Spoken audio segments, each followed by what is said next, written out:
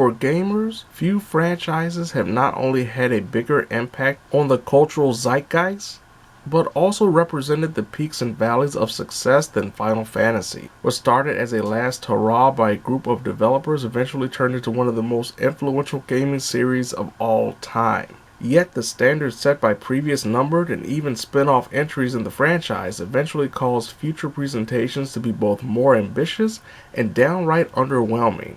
Not to be deterred by their own past, the developers struck forward in hopes of making the 16th numbered entry in the series one of the best, if not the most revolutionary, with the people responsible for turning around the MMO Final Fantasy XIV into one of the most heralded experiences in its genre. After playing the somewhat beefy demo, I had a newfound excitement for what was to come, and gladly purchased the deluxe edition.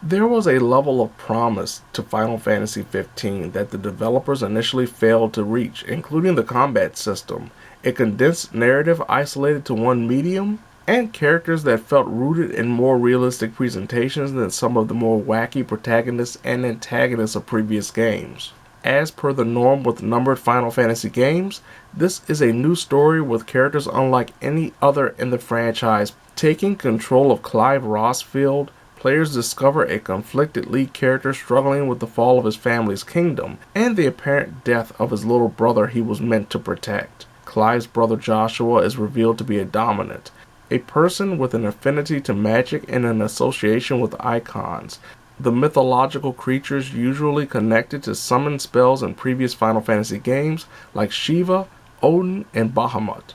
Eventually the power of Eikon Ifrit finds itself awakened in Clive, leading to monstrous battles throughout major narrative moments. About a third into the story gives way to a time skip that really opens up the world and unfortunately populates the map with a plethora of side quests that range from utterly mundane, like helping pick flowers after killing a few monsters for a lamenting cook, to emotional moments one would have expected for the actual story, including how Clive reunites with his beloved Chocobo.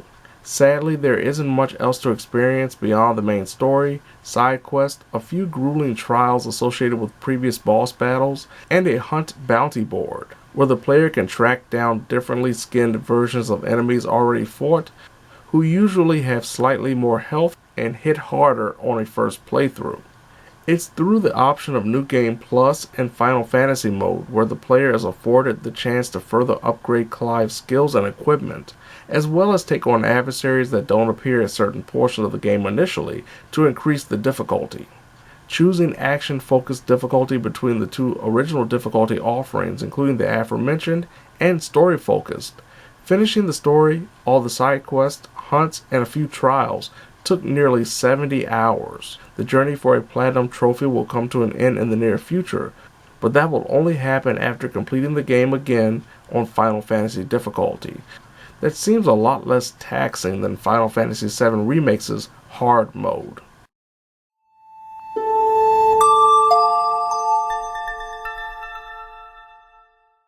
Final Fantasy XVI embraces the action in action RPG by refusing to give the player a moment to breathe when a fight begins. There is no pause option to plan an attack like in Final Fantasy VII Remake, or enemies gratuitously waiting around both to set up an offensive strike or giving the player a chance to slay them. Clive can use his sword to slice through foes with an automatic parry, slowing down time and stunning enemies if the player is able to hit a target right before Rossfield is struck. With the right bumper button or R1, Clive is able to dodge with a perfect dodge occurring right before he is hit. A somewhat surprising addition is a jump button that doesn't get enough usage both in battle and when traversing the lands.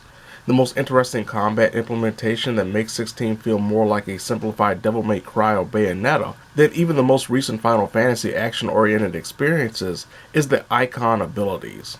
There are 7 Eikons whose powers Clive attains throughout the story with both primary and special abilities.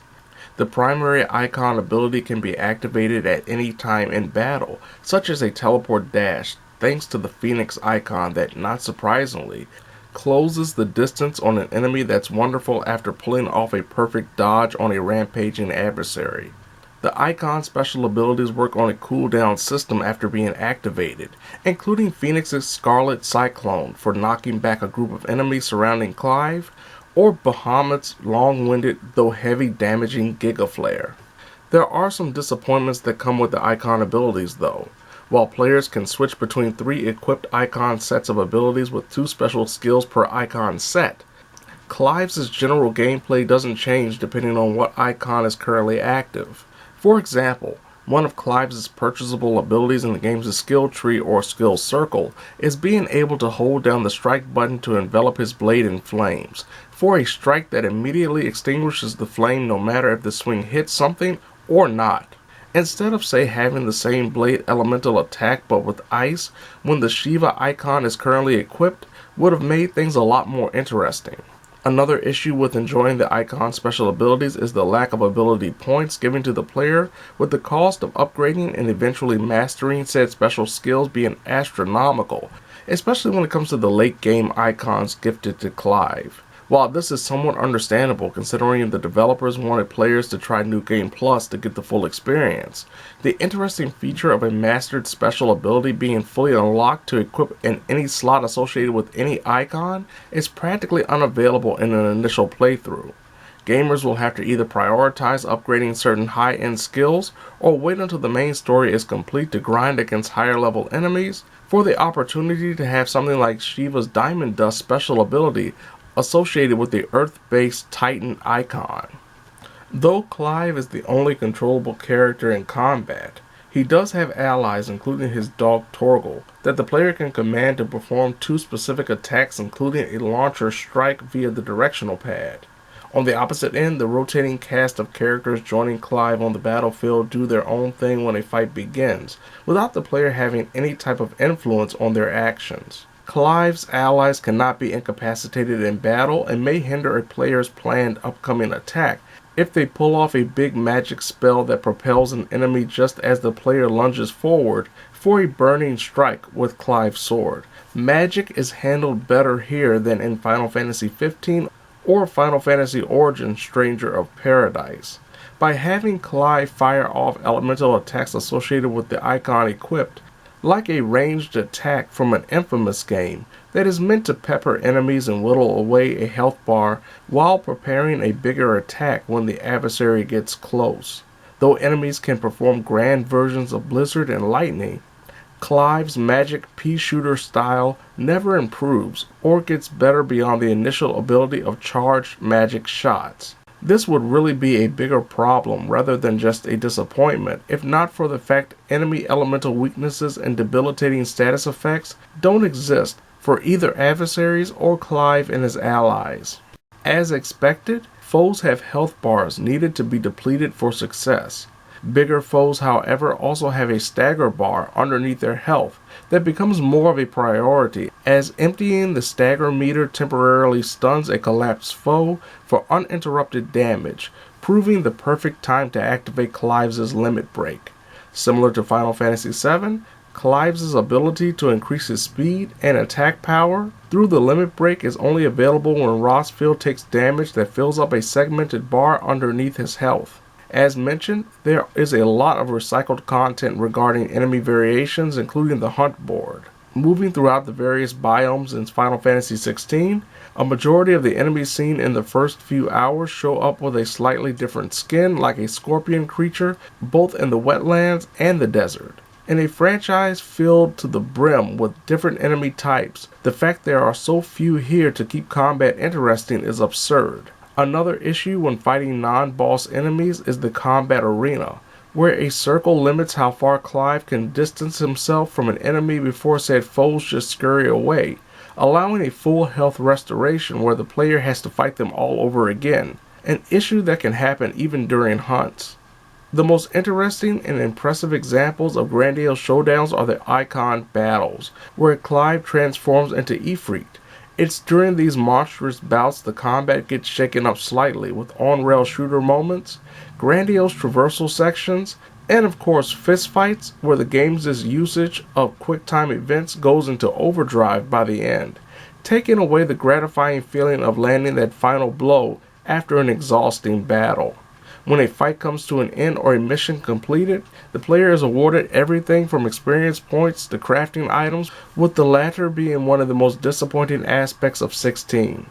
Clive can craft new equipment, 2 defensive items, and swords at the blacksmith, with items won during fights, found throughout the various lands, and gifted as side quest rewards. Like changing icons during a fight, switching weapons and defensive equipment doesn't alter the combat.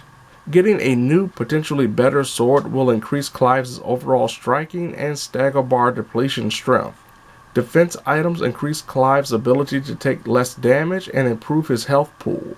With no elemental qualities to foes or status ailments, the feeling of lackluster equipment options is more profound, especially when it becomes obvious a player can't build Clive into, say, a magic-using machine that keeps every enemy afar. For all the highs and lows associated with the combat system, the same can be stated regarding the main plot and implementation of side quests.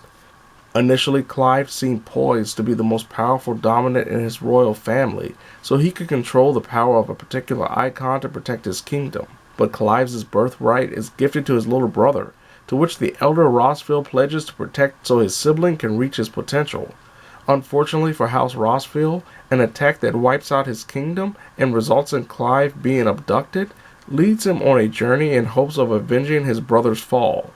It is years after Rossfield's life is changed that he encounters Sid, who reveals himself not only as a dominant, but also someone understanding that the mother crystals used to essentially power the world and keep people healthy are doing the opposite, and starting to drain the planet and its people of their resources and life energies respectively, the latter causing a deadly effect dubbed the Blight.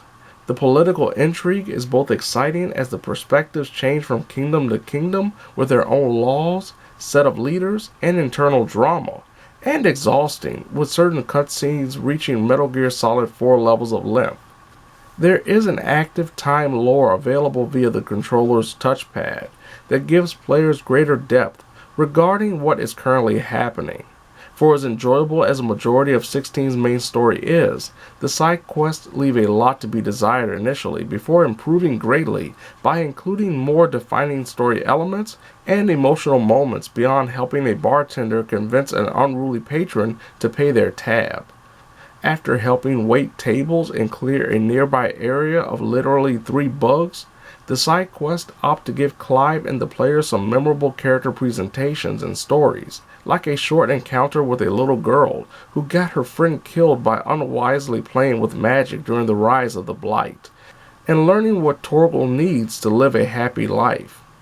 Just when it seems the developers are on the right track with enjoyable side quests, the game's last third dumps a bunch of side quests similar to those seen in the first few hours, in regards to their overall narrative and character simplicity. Technically, 16 is a mixed bag thanks to odd frame rate drops even on performance mode instead of fidelity mode when moving around certain hubs, alongside unbelievable lighting effects when the icons appear. For some reason, the odd decision to not allow players to say push in the left analog stick so Clive sprints makes moving throughout the towns and general overworlds quite annoying. The voice acting is absolutely magnificent with Ben Starr as Clive, Ralph Ineson as Sid, and Stuart Clark as Dion, producing some grand performances, while Logan Hannon as Joshua, Susanna Fielding as Jill, and Alex Lanapakun as Hugo had their shining moments as well. The soundtrack really stands out during cutscenes and battles, but mostly fades into the background otherwise, being more for atmosphere rather than becoming synonymous with certain scenarios, like the Final Fantasy experiences 20 plus years ago. An interesting addition to allow gamers a chance to enjoy the game's songs is being able to buy records to play in the jukebox located in Clive's resting spot known as the Hideaway. With primarily numbered Final Fantasy games moving toward a more action-oriented presentation, Final Fantasy XVI embraces the idea of changing times and affinities in gaming while taking chances on what really makes a Final Fantasy game special from a narrative perspective. In no way is 16 a masterpiece, but it does reach a level of enjoyment not felt since playing Final Fantasy games during the PlayStation 2 era.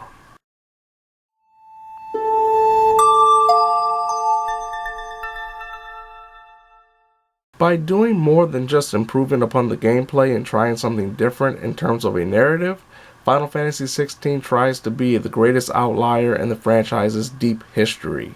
Mature storytelling, bombastic combat, and some fantastic voice acting will draw gamers into the world a lot better than expected, but there are quite a few flaws, including mundane side quests throughout, lacking loot and equipment options, and shortcomings in battle, especially when it comes to magic. For people who enjoyed Final Fantasy XV or the Kingdom Hearts games, this is an experience right up those alleys without certain major implementations, including the ability to command party members to do an attack outside of Torgal, making it a must-buy. Others may want to wait for a sale if they weren't blown away by the demo, only want to play through the main story and ignore the side quest, or hope for an announcement for DLC that may further expand the combat options, similar to what happened with the release of Final Fantasy XV. No matter if someone plays 16 shortly after its release or in several months, this Final Fantasy is closer to the exhilarating feeling of overcoming a grand foe than someone suffering from survivor's guilt, ready to be struck down by an outlaw.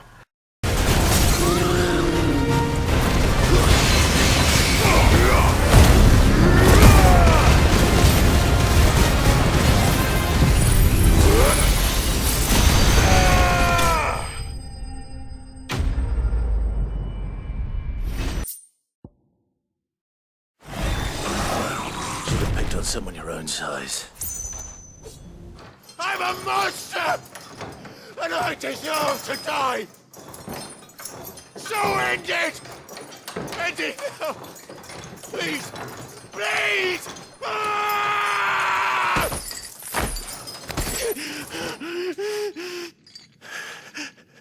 I reckon I can take you, if that's what you want. But first, I thought I'd give you the benefit of my timeless wisdom. It seems to me, you see, that since you're still breathing, you might as well make yourself useful.